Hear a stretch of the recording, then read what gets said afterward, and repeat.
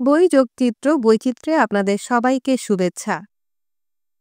আজ থেকে পড়ে শোনাব রবার্ট লুই স্টিভেনসনের বিখ্যাত একটি গল্প, the strange case of doctor Jekyll and mister Hyde.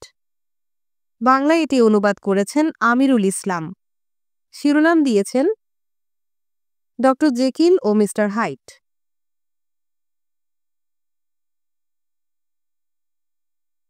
বন্ধ দরজার কাহিনী। মিস্টার আটারসন পেশায় একজন আইনজীবী। খুব গম্ভীর এবং কড়া মেজাজের ভদ্রলোক তিনি।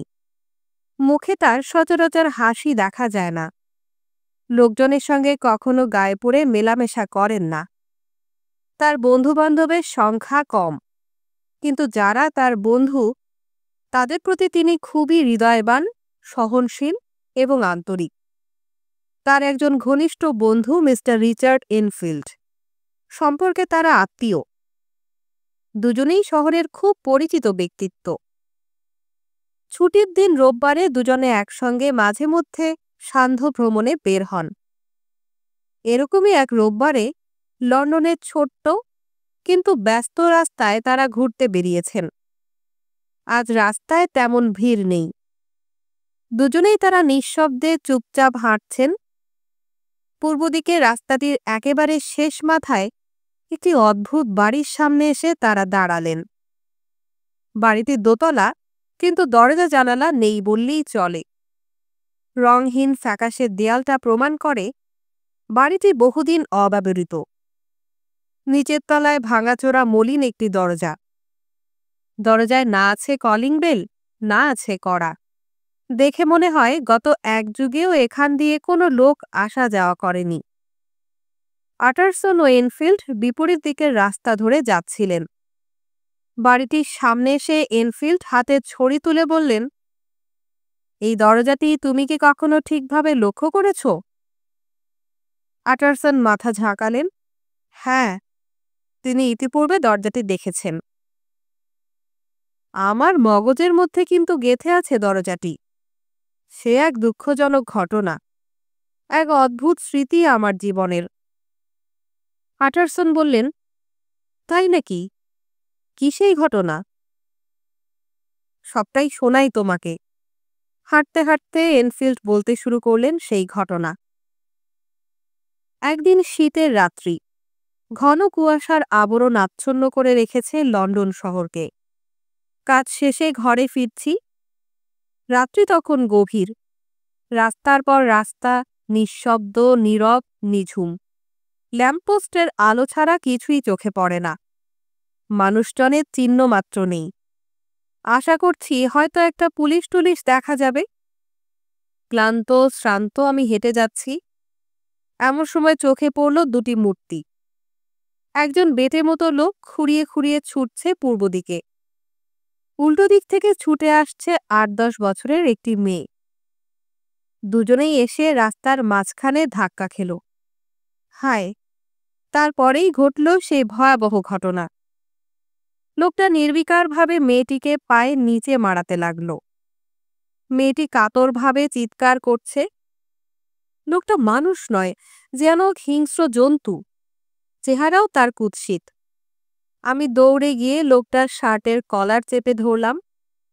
ইতিমধ্যে মেয়েটির চিৎকারে কয়েকজন লোক এসে জড়ো হয়েছে রাস্তায়। এদের মধ্যে মেয়েটির আত্মীয়রাও রয়েছে। লোকটি নির্বিকার। আমার দিকে একবার শীতল চোখে তাকালো সে। ভয়ঙ্কর তার দৃষ্টি, কিন্তু কলা ছাড়িয়ে নেবার কোনো চেষ্টা তার নেই। এরই মধ্যে একজন ডাক্তার এলেন। মেয়েটিকে পরীক্ষা করে জানালেন, আঘাত তেমন মারাত্মক নয়, তবে ও ভয় পেয়ে অজ্ঞান হয়ে গেছে। ঘটনা কিন্তু এখানেই শেষ নয়। ক্ষুদ্রাকৃতি বিভৎস সেই লোকটির প্রতি আমাদের সকলেরই ঘৃণা ও রাগ হচ্ছিল। লোকজন তার উপরে মহা ক্ষিপ্ত। ডাক্তারও লোকটাকে প্রায় মারতে যায় আর কি। খুদে লোকটা কিন্তু শান্ত ও নির্বিকারভাবে সব দেখছিল। একেবারে আস্ত জানোয়ার যাকে বলে। ধীর স্থিরভাবে সে বলল, ঘটনাটির জন্য আমি দুঃখিত। এই দুর্ঘটনার সুযোগ নিয়ে আপনারা যদি কোনো কিছু দাবি করেন, আমি দিতে রাজি আছি। আপনারাই বিচার করুন এবং আমাকে মুক্ত করুন। সকলে মিলে ঠিক করা হলো যে লোকটি মেয়েটির আত্মীয়দের 100 পাউন্ড ক্ষতিপূরণ দেবে। লোকটি এতে রাজি, কোনো উচ্চবাচ্য করল না। তার পরের ঘটনাটি ওই দরজা নিয়ে। লোকটি আমাকে স্তম্ভিত করে দিয়ে ওই দরজার সামনে গিয়ে দাঁড়ালো, পকেট থেকে চাবি বের করল, তারপর সেই প্রাচীন গরাদ খুলে প্রবেশ করল সেই অদ্ভুত বাড়িতে। আমাদের বাইরে দাঁড়াতে বলল। কিছুক্ষণ পরেই নগদ 10 পাউন্ড ও বাকি টাকার একটা চেক নিয়ে লোকটি ফেরত এলো। চেকে যার সই রয়েছে তার নাম আমি বলতে চাই না। তিনি একজন নামকরা ব্যক্তি, তার নাম এই শহরে সবাই জানে। চেকটি লেখা হয়েছে খুব সুন্দরভাবে, স্বাক্ষরও নিখুঁত, পরিষ্কার। এসব সত্ত্বেও পুরো ব্যাপারটাই আমার কাছে সন্দেহজনক মনে হলো, কারণ শেষ রাতে অন্যের বাড়িতে ঢুকে 100 পাউন্ডের একটা চেক সংগ্রহ করা যাতা ব্যাপার নয়। সেই ভাবলেশীন কিম্ভূত কিমাকার লোকটাকে সে কথা বলতেই তিনি বললেন, কোনো অসুবিধে নেই, চেকটি জাল নয়। ব্যাংক না খোলা পর্যন্ত আমি আপনাদের সঙ্গে থাকতে পারি। লোকটা তখনও নিরুত্তাপ, নির্বিকার। আমরা সবাই মিলে আমার বাসাতেই বাকি রাতটুকু কাটিয়ে দিলাম। সকালে ব্যাংকে গেলাম। আমার ঘোরতর সন্দেহ যে চেকটা জাল। কিন্তু আশ্চর্য, চেকটা ভাঙাতে কোনো কষ্টই হলো না। চেকে কোনো ভেজাল নেই। এই পর্যন্ত শুনে আটারসন বললেন, আশ্চর্য ঘটনা, বলো কি তুমি? এনফিল্ড বললেন, সত্যিই আশ্চর্য। অমন বাজে লোক আমি দ্বিতীয়টি দেখিনি। কিন্তু যার চেক সে নিয়ে এলো তিনি একজন সত্যিকার নামজাদা ব্যক্তি। আমার ধারণা এর মধ্যে কোনো রহস্য আছে। নামকরা ব্যক্তিটি হয়তো তার কোনো অপরাধের খেসারত দিচ্ছেন, ব্ল্যাকমেইল যাকে বলে। সেই থেকে এই দরজাওয়ালা বাড়িটিকে আমি ব্ল্যাকমেইল হাউস বলি। হাঁটতে হাঁটতেই আটারসন জিজ্ঞেস করলেন, ওই বাড়িটি সম্পর্কে আর কিছু জানো কি তুমি? না, জানার আগ্রহ আমার নেই। এমনিতে ওটাকে বাড়ি বলে মনে হয় না। কাউকে কখনো ঢুকতে বা বের হতে দেখি না। উপরতলায় জানালা আছে, কিন্তু নিচের তলায় তাও নেই। মাঝে মাঝে রান্নাঘর থেকে ধোঁয়া বেরোতে দেখি, অর্থাৎ লোকজন হয়তো থাকে। এই বাড়িটির কোথায় শুরু কোথায় শেষ কিচ্ছু বলতে পারি না। দুজনে এরপর কিছুক্ষণ চুপচাপ হাঁটতে লাগলেন। এনফিল্ড, ডাক দিলেন আটারসন, আমি একটাই প্রশ্নের উত্তর জানতে চাই। বলো। মেয়েটিকে আহত করল যে ভয়ঙ্কর লোকটি, তার নাম কি জানা আছে তোমার? হ্যাঁ, তার নাম হচ্ছে হাইট। লোকটি দেখতে কিরকম একটু বলতে পারো কি? তাকে বর্ণনা করা খুব সোজা নয়। তার আচার আচরণে অদ্ভুত ব্যাপার আছে। চেহারাটাই খাপছাড়া, দেখলেই ঘৃণা হয়। কদর্য, বিশ্রী। ঘৃণা না করে উপায় নেই, কিন্তু কেন যে ঘৃণা হয় তাও ঠিকভাবে বলতে পারবো না। শরীরটাও বিকৃত, দেখতে ভয়ঙ্কর, অন্যদের চেয়ে একেবারেই আলাদা। না ভাই, ওর চেহারার বর্ণনা দেয়া আমার পক্ষে সম্ভব নয়। সেই কুৎসিত চেহারাটা আমার চোখের সামনে এখনো স্পষ্ট হয়ে আছে। আবারও কিছুক্ষণ একসঙ্গে হাঁটলেন তারা। আটারসন হঠাৎ আবার জিজ্ঞেস করলেন, তুমি কি নিশ্চিত যে লোকটার কাছে চাবি ছিল? অবশ্যই। বাড়ির মালিকের নাম আমি তোমাকে জিজ্ঞেস করিনি এনফিল্ড, কারণ আমি ভদ্রলোককে ভালো মতো চিনি।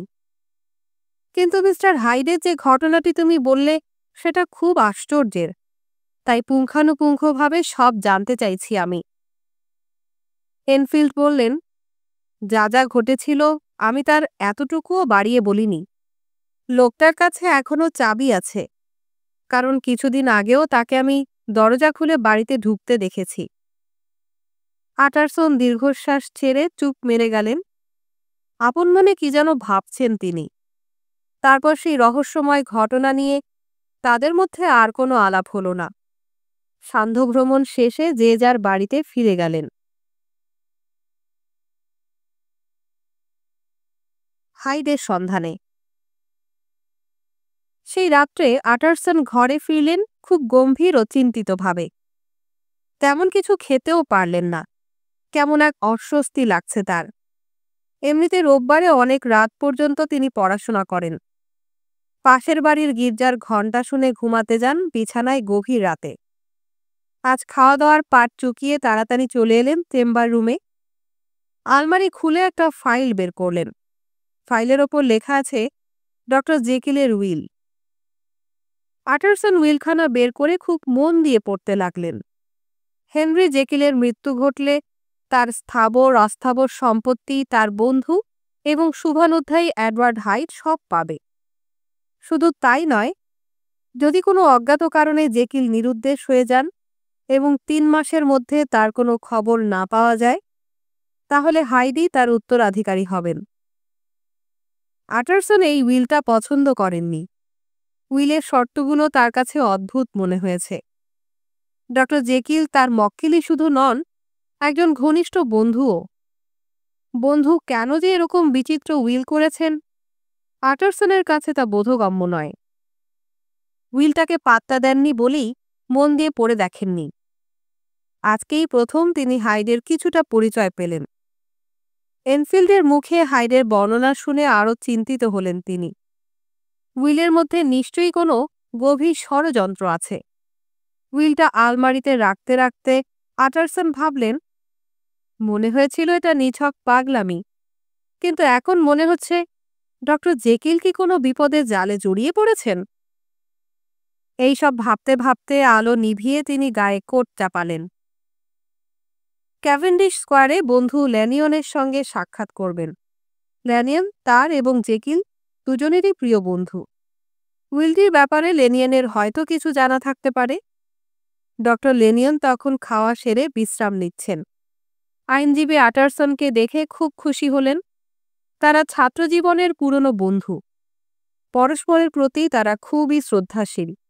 একে অপরের সঙ্গ খুব পছন্দ করেন। টুকিটাকি আলাপ আলোচনার পর আটারসন আসল বিষয় পারলেন।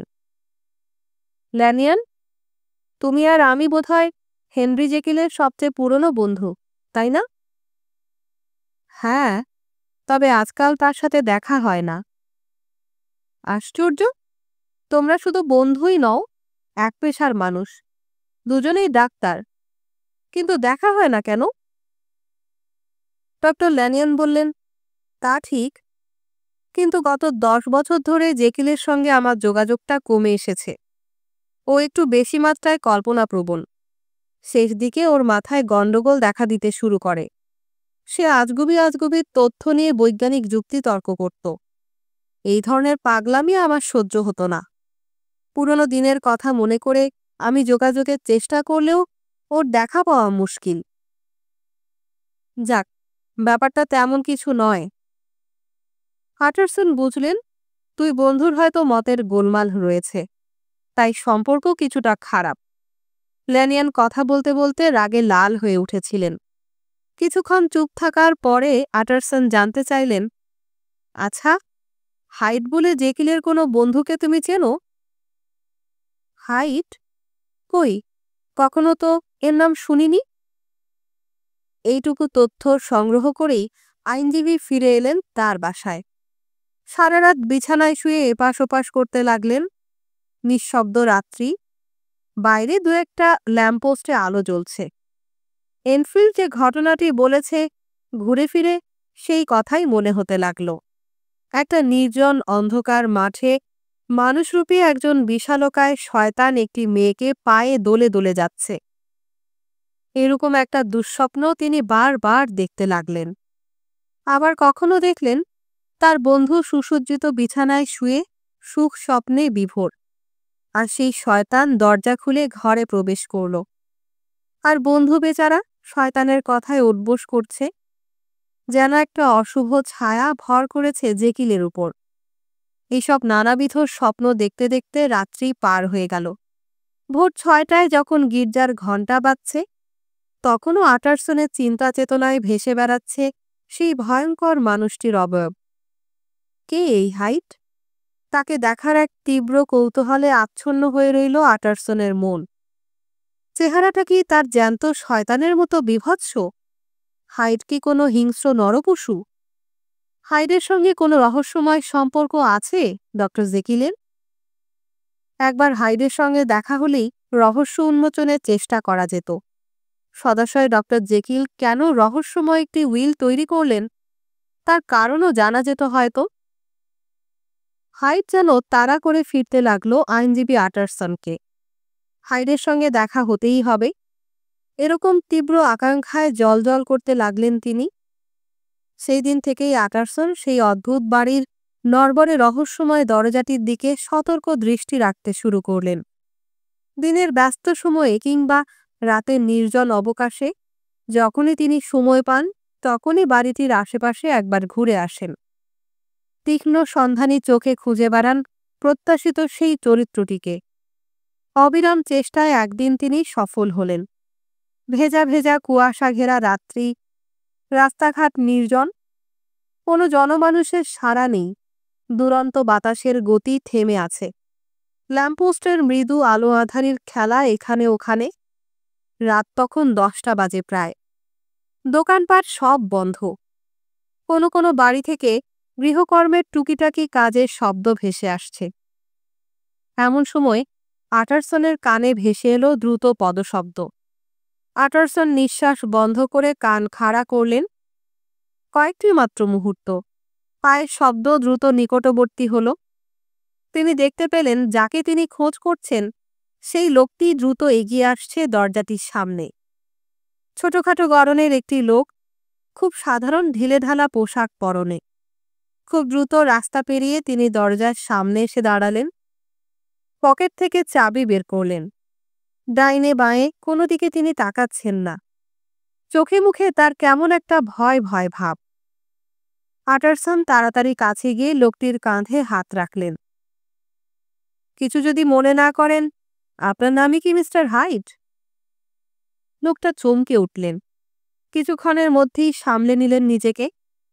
কোনো দিকে না তাকিয়ে শীতল স্বরে তিনি বললেন, হ্যাঁ, আমি হাইড।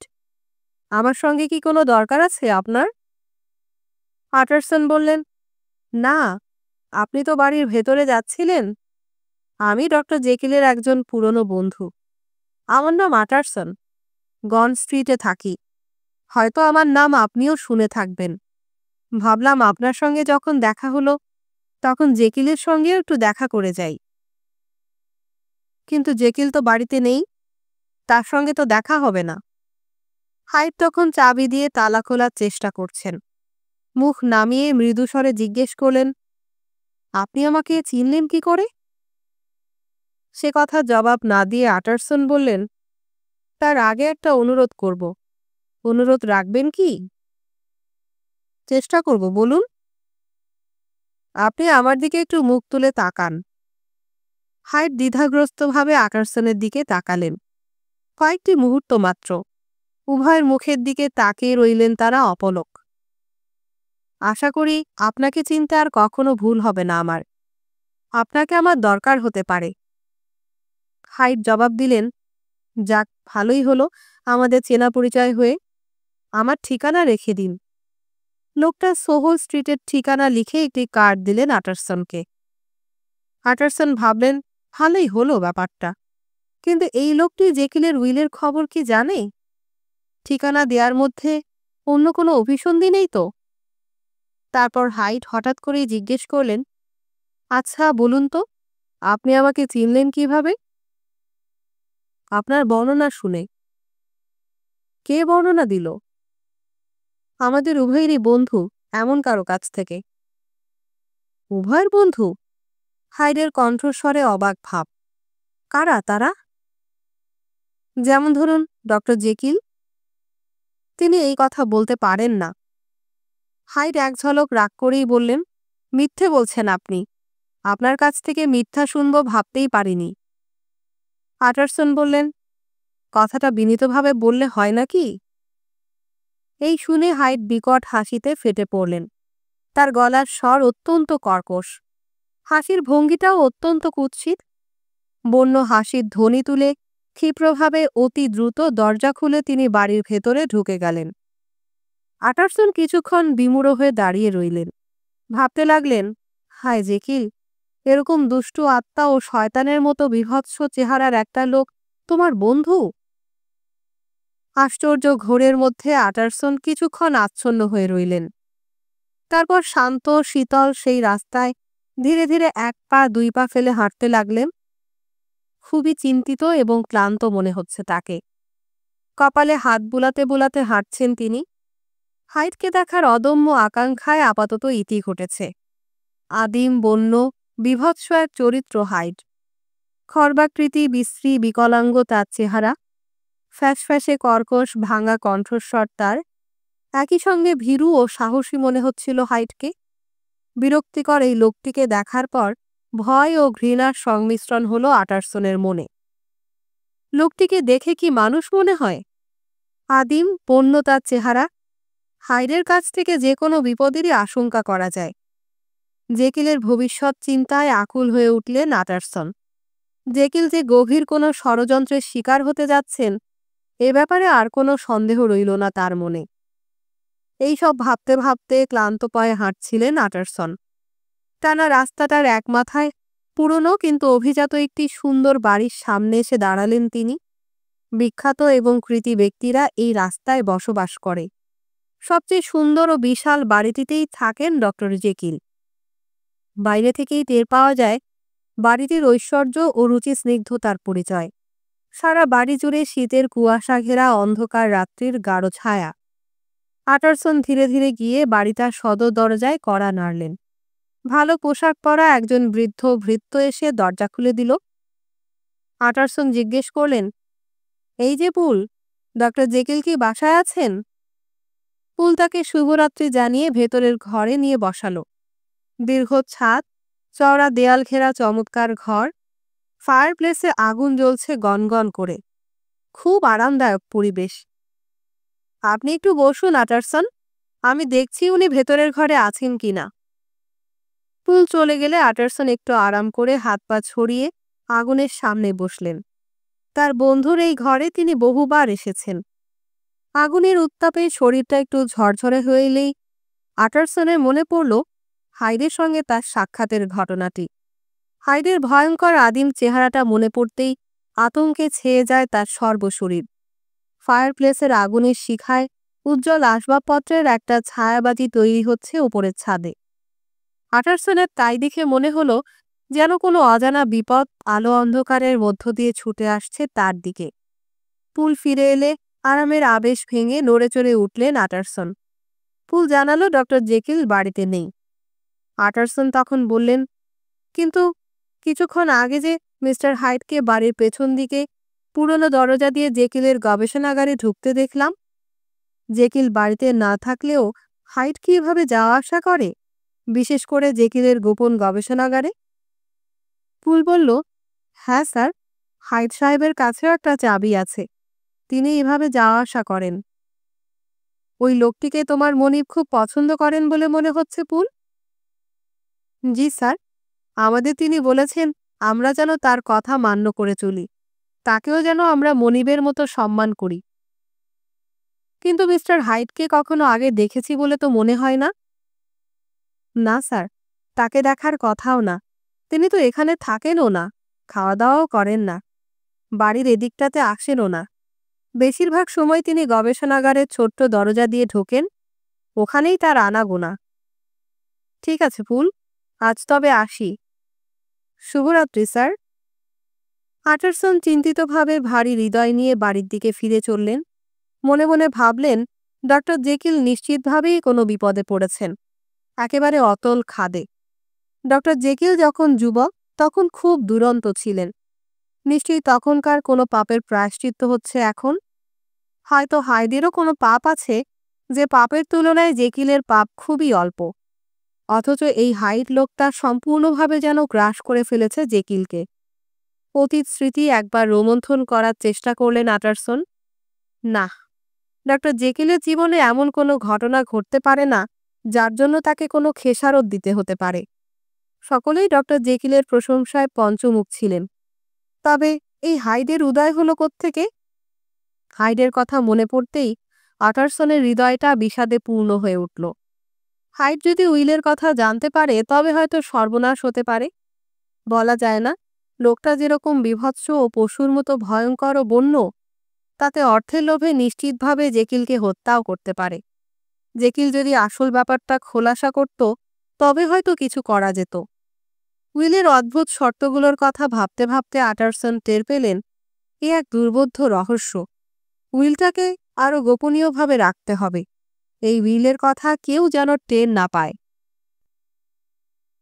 ডক্টর জেকিলের সঙ্গে সাক্ষাৎ।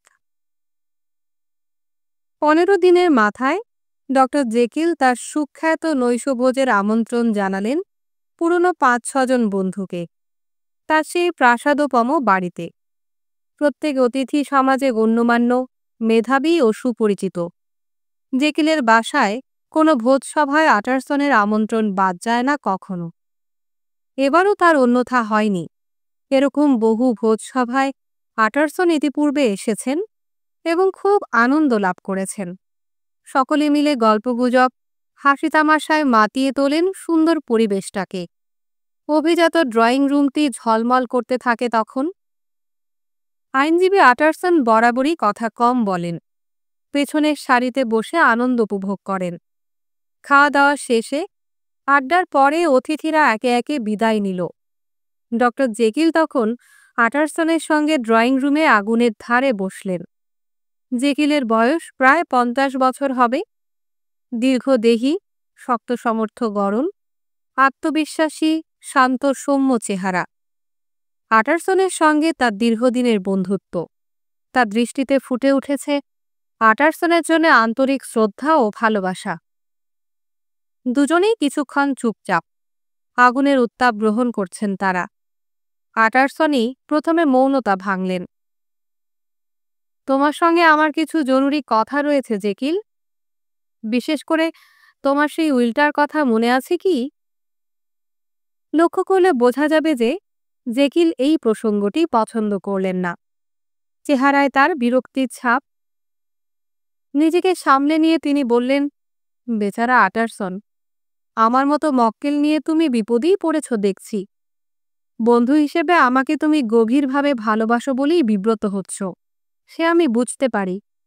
তোমার মতো ল্যানিয়নও আমাকে খুব ভালোবাসে। আমার বৈজ্ঞানিক মতামত নিয়ে সেও খুব বিচলিত হতো। তুমি তো জানো, তার আবার শিক্ষার অহংকার রয়েছে। সে আমার মতামতকে গ্রাহ্যই করতে চায় না। আমি জানি ল্যানিয়ন খুব ভালো মানুষ, আমাকে খুব ভালোবাসে, কিন্তু তার মতো অপমানজনক আঘাত আমাকে কেউ করেনি। তুমি খুব ভালো করেই জানো তোমার উইলে আমার কোনো আগ্রহ নেই ডক্টর জেকিল। আটারসন অপ্রাসঙ্গিক বিষয়ে না গিয়ে সরাসরি আবার মূল প্রসঙ্গে ফিরে এলেন। উইলের কথা বলছো?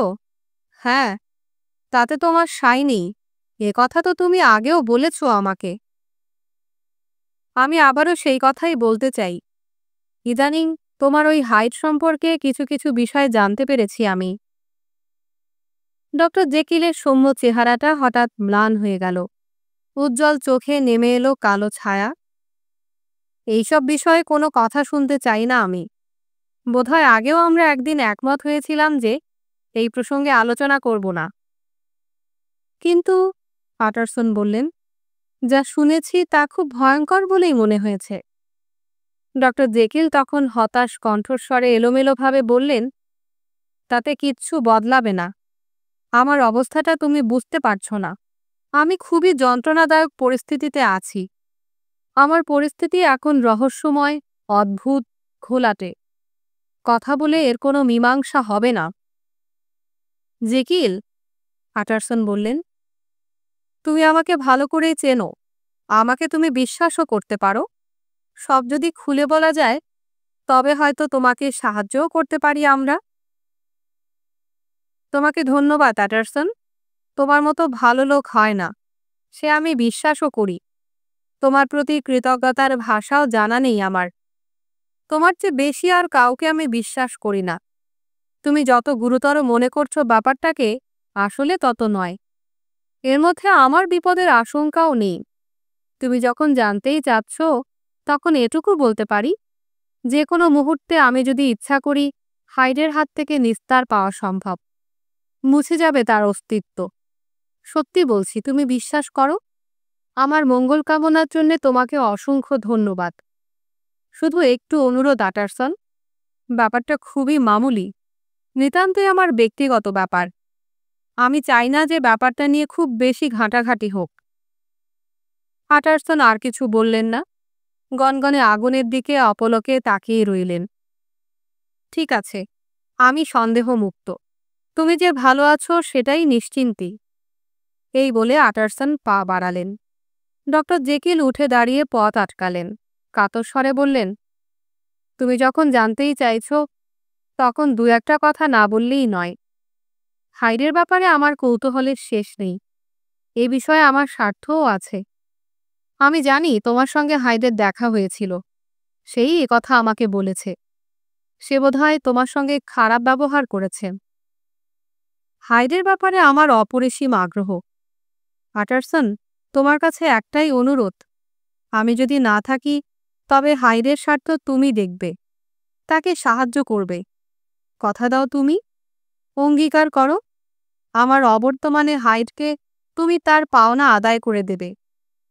তোমাকে যদি সব খুলে বলতে পারতাম, আমি নিশ্চিত তুমি আর আপত্তি করতে না।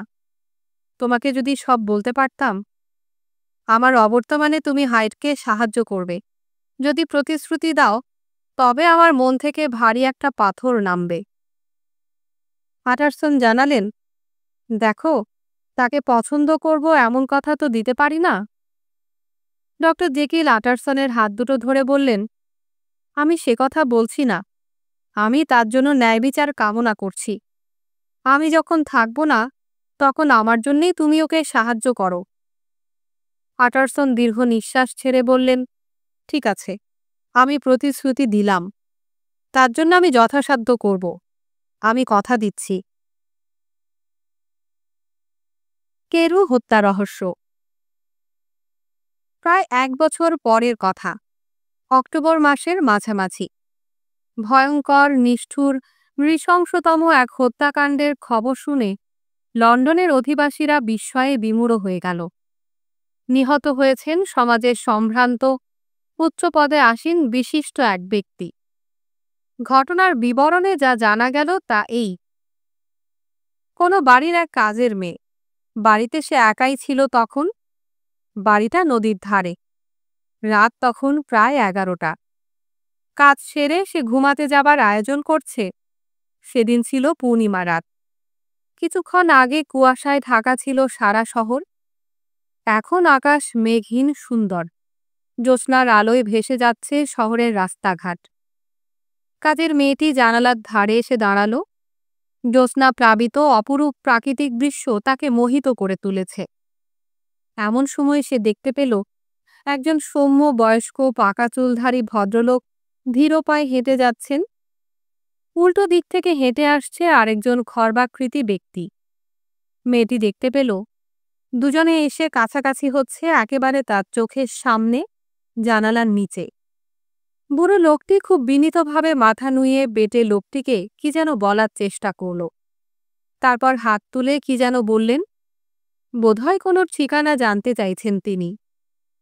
মেয়েটি চাঁদের আলোয় সব পরিষ্কার দেখতে পাচ্ছে। বুড়ো ভদ্রলোকটিকে সে চিনতে পারল না, কিন্তু অন্যজনকে দেখেই মেয়েটি চিনে ফেলল। ছোটখাটো লোকটির নাম হাইট। কারণ দিন কয়েক আগে হাইট তার মনিবের সঙ্গে দেখা করতে এসেছিল। প্রথম দর্শনেই হাইটকে তার খুব অপছন্দ হয়। লোকটির চেহারার মধ্যেই একটা হিংস্র আর বন্য ভাব ছড়িয়েছিল। হাইডের হাতে রয়েছে একটা মোটা লাঠি। লাঠিটা সে বারবার ঘোরাচ্ছিল। বুড়ো লোকটির কথার কোনো জবাব না দিয়ে হিংস্র দৃষ্টিতে সে কিছুক্ষণ তাকালো তার দিকে। তারপর হাইট হঠাৎ করে রেগে গেল। মুখ চোখ লাল হয়ে উঠল তার। পাশবিক ক্রোধের লক্ষণ ফুটে উঠল তার চোখে।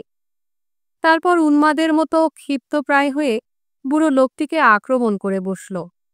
বৃদ্ধ অবাক হয়ে পিছিয়ে গেল এক পা। এই পরিস্থিতির জন্য কিছুতেই প্রস্তুত নন তিনি। সেই সময় মিস্টার হাইট সমস্ত শক্তি নিয়ে ঝাঁপিয়ে পড়লেন বৃদ্ধের উপর। লাঠির আঘাতে তাকে ফেলে দিলেন মাটিতে। পরমুহূর্তেই নখরযুক্ত বানরের মতো পা দিয়ে লাফিয়ে লাফিয়ে আঘাত করতে লাগলেন বুড়োকে। ঝড়ের গতিতে লাঠি দিয়ে আঘাত করতে লাগলেন তিনি। বৃদ্ধের কাতর চিৎকার ও হাড় ভাঙার মটমট শব্দও যেন শুনতে পাওয়া যাচ্ছে। কাজের মেয়েটি সেই নারকীয় দৃশ্য দেখে মুহূর্তেই মূর্ছা গেল। রাত প্রায় 2টোর দিকে মেয়েটির জ্ঞান ফিরল। সঙ্গে সঙ্গে সে গিয়ে পুলিশে খবর দিয়েছে। খুনি পালিয়েছে অনেক আগেই। রাস্তার পাশে বুড়োর ক্ষতবিক্ষত মৃতদেহ পড়ে আছে। খুনির মোটা লাঠিটার একটা ভাঙা অংশ পাশে। অনেক শক্ত, মোটা, মজবুত সেই লাঠিটা ভেঙে হয়তো 2 টুকরো হয়ে গেছে। বাকি অংশটা আশেপাশে কোথাও নেই। সম্ভবত খুনি সঙ্গে নিয়ে গেছে। পুলিশ মৃত ব্যক্তির পকেট থেকে একটা টাকার ব্যাগ ও সোনার ঘড়ি পেল, আর পেল সিল করা ও স্ট্যাম্প মারা একটা খাম। সম্ভবত তিনি এটা পোস্ট করতে যাচ্ছিলেন। খামটার উপরে বড় বড় করে লেখা আছে আইনজীবী আটারসনের নাম। পরদিন ভোরে খামটা আইনজীবীর বাসায় নিয়ে যাওয়া হলো। তিনি তখনও বিছানা ছেড়ে ওঠেননি। ঘটনা শুনে তিনি লাফ দিয়ে উঠলেন। তারপর বললেন, আমি লাশ শনাক্ত না করার আগে পর্যন্ত কিছুই বলবো না। ব্যাপারটা খুব ভয়ঙ্কর মনে হচ্ছে। খুব দ্রুত তৈরি হয়ে নিলেন আটারসন। পোশাক আশাক পরে রওনা দিলেন পুলিশ স্টেশনে। লাশটি সেখানেই এনে রাখা হয়েছে। লাশ দেখে তিনি সহজেই শনাক্ত করতে পারলেন। হ্যাঁ, একে আমি ভালো করেই চিনি। ইনি হচ্ছেন sir Danvers Carew. Police officer আঁতকে উঠলেন। হ্যাঁ, বলেন কি? এও কি সম্ভব? উনি তো খুব সম্মানিত লোক। ওনার মৃত্যু নিয়ে তো দারুণ হইচই হবে। পুলিশ অফিসার তারপর সবিস্তারে সব বর্ণনা করলেন আটারসনকে। কাজের মহিলার কাছ থেকে যা যা শোনা হয়েছে সব বললেন। ভাঙা ছড়িখানাও দেখালেন।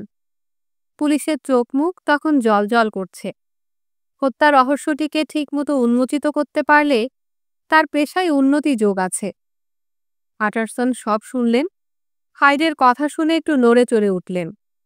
ভাঙা ছড়িটা দেখে সব সন্দেহের অবসান হলো। এই ছড়িটা একসময় তিনি ডক্টর হেনরি জেকিলকে উপহার দিয়েছিলেন।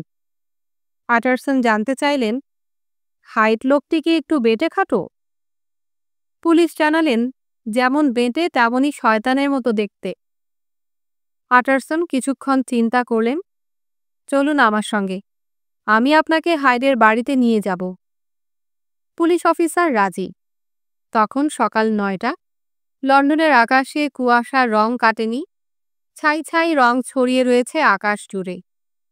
আটারসনের ছোট্ট গাড়িটা রাস্তা ঘুরে ঘুরে চলেছে হাইডের বাড়ি অভিমুখে।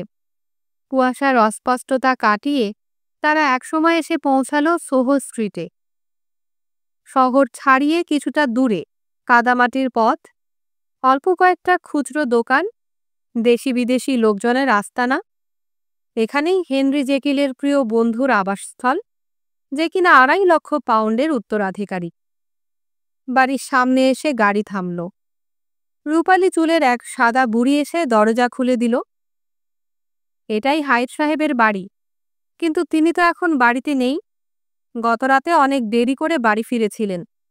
তারপর 1 ঘন্টা পরেই আবার বেরিয়ে যান। কিন্তু এতে অবাক হওয়ার কিছু নেই। এমনিতেই তিনি খুব অনিয়মিত আসা যাওয়া করেন। গত 6 মাসে তাকে গতরাতেই কিছুক্ষণের জন্যে শুধু দেখা গেছে। আইনজীবী আটারসন বললেন, ঠিক আছে, তবে আমরা তার ঘরটা একটু দেখব। বুড়ি একটু আমতা আমতা করতেই আটারসন জানালেন, ইনি স্কটল্যান্ড ইয়ার্ডের পুলিশ ইন্সপেক্টর নিউকোমেন। পুলিশের কথা শুনেই বুড়ির চোখে মুখে ছড়িয়ে পড়ল কিছুটা খুশি খুশি ভাব। হ্যাঁ, তাই নাকি? সে কি কোনো সমস্যায় আছে? কি হয়েছে তার? বুড়ি যে খুব চালাক চতুর এ বিষয়ে কোনো সন্দেহ রইল না দুজনের। বুড়ির সঙ্গে বোধহয় ভালো সম্পর্কও নেই হাইডের। বিশাল বাড়িতে মাত্র 2টো ঘর নিয়ে হাইড থাকেন। 2টো ঘরেই খুব দামি ও শৌখিন আসবাবপত্র রয়েছে। দামি কাঠের চেয়ার টেবিল, রূপোর তৈজসপত্র, দামি একটা চিত্রকর্ম শোভা পাচ্ছে ঘরে। আটারসন ভাবলেন, ছবিটা নিশ্চয়ই হেনরি জেকিল কিনে উপহার দিয়েছেন, কারণ তিনি চিত্রকলার বিশেষ অনুরাগী। মেঝেতে বিছানো কার্পেটটাও খুব মূল্যবান ও কারুকার্যময়। কিন্তু ঘরটা কেউ যেন এলোমেলো করে রেখে গেছে কিছুক্ষণ আগে। জামা কাপড়গুলো সব মেঝেতে ছড়ানো ছিটানো, শার্টের পকেটগুলো উল্টানো, ড্রয়ার টেনে বার করা হয়েছে, আর প্রচুর কাগজপত্র পুরানো হয়েছে। ছাই উড়ে বেড়াচ্ছে এদিক ওদিক। ছাইয়ের গাদা থেকে ইন্সপেক্টর একটা অর্ধেক পোড়া চেক বই পেলেন। দরজার পাশে ভাঙা ছড়িখানার বাকি অর্ধেকটাও পেয়ে গেলেন তিনি। ইন্সপেক্টর খুব খুশি হলেন। হত্যাকাণ্ডের মোটিভ তার হাতের মুঠোয়। ব্যাংকে খবর নিয়ে জানা গেল সেখানে হাইডের নামে বেশ কয়েক হাজার পাউন্ড জমা আছে। পাটারসনকে তিনি বললেন, খুনি এখন আমার হাতে। খুন করার পর সে নিশ্চয়ই উদ্ভ্রান্ত হয়ে গেছে, নইলে ভাঙা ছড়িখানা এভাবে পড়ে থাকত না, অথবা চেক বই পোড়াতো না। ভাইরে, টাকাই তো মানুষের জীবনের সব। এখন ব্যাংকে বসে খুনির জন্য অপেক্ষা করতে হবে, আর খুনিকে ধরিয়ে দেওয়ার জন্য হ্যান্ডবিল ছাপতে হবে। কিন্তু হ্যান্ডবিলে কি লেখা হবে সেটা বের করা খুব কঠিন হলো, কারণ হাইডকে শনাক্ত করতে পারে এমন লোকের সংখ্যা খুব কম। এমনকি তার বাড়ির কাজের লোকও তাকে দেখেছে মাত্র বার কয়েক। তার পরিবারের কোনো খোঁজখবর জানা নেই, তার কোনো ছবিও নেই। তাকে যারা দেখেছে তাদের বর্ণনাও এক একজনের এক এক রকম। শুধু একটি জায়গায় সকলে একমত, অবর্ণনীয় দুঃসহ শারীরিক বিকৃতি রয়েছে লোকটার।